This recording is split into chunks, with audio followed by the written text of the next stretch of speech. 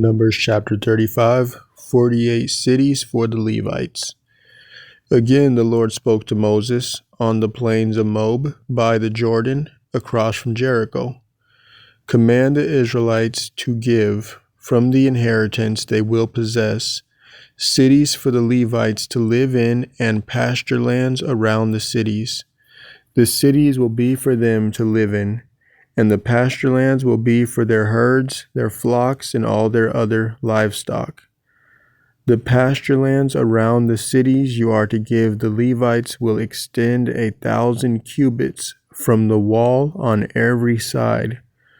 You are also to measure 2,000 cubits outside the city on the east, 2,000 on the south, 2,000 on the west, and 2,000 on the north, with the city in the center. These areas will serve as larger pasture lands for the cities. 6 of the cities you give the Levites are to be appointed as cities of refuge, to which a manslayer may flee. In addition to these, give the Levites 42 other cities. The total number of cities you give the Levites will be 48, with their corresponding pasture lands. The cities that you apportion from the territory of the Israelites should be given to the Levites in proportion to the inheritance of each tribe, more from a larger tribe and less from a smaller one. 6 cities of refuge. Then the Lord said to Moses, "Speak to the Israelites and tell them, when you cross the Jordan into the land of Canaan, designate cities to serve as your cities of refuge, so that a person who kills someone unintentionally may flee there. You are to have these cities as a refuge from the avenger, so that the manslayer will not die until he stands trial before the assembly. The cities you select will be your 6 cities of refuge. Select 3 cities across the Jordan and 3 in the land of Canaan as cities of refuge. These 6 cities will serve as a refuge for the Israelites and for the foreigner or stranger among them, so that anyone who kills a person unintentionally may flee there. If, however, anyone strikes the person with an iron object and kills him, he is a murderer. The murderer must surely be put to death. Or if anyone has in his hand a stone of deadly size, and he strikes and kills another, he is a murderer.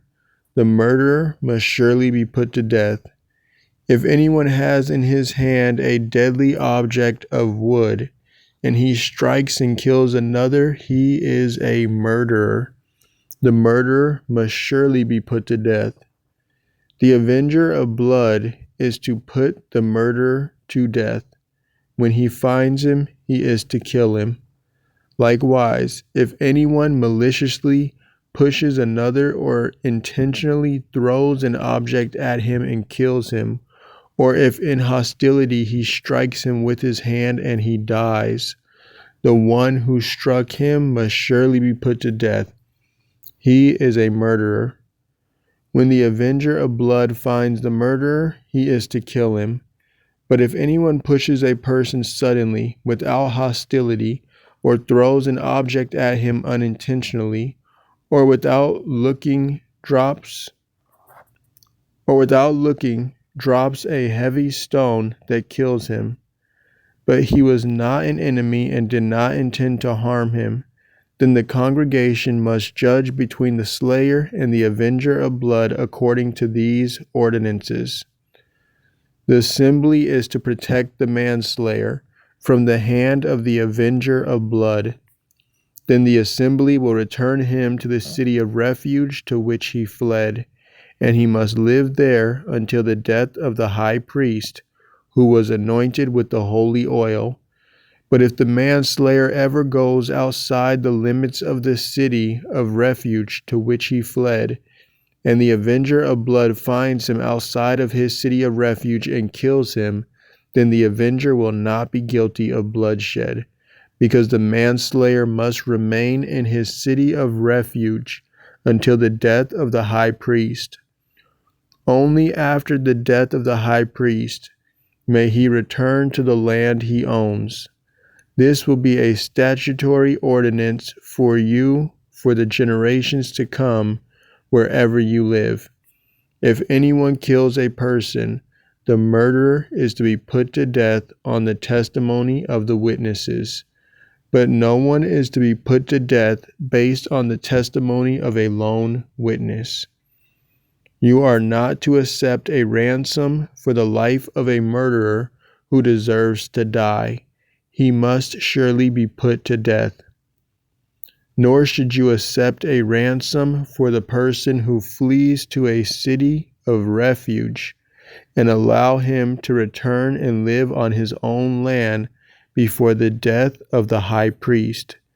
Do not pollute the land where you live, for bloodshed pollutes the land, and no atonement can be made for the land on which the blood is shed, except by the blood of the one who shed it.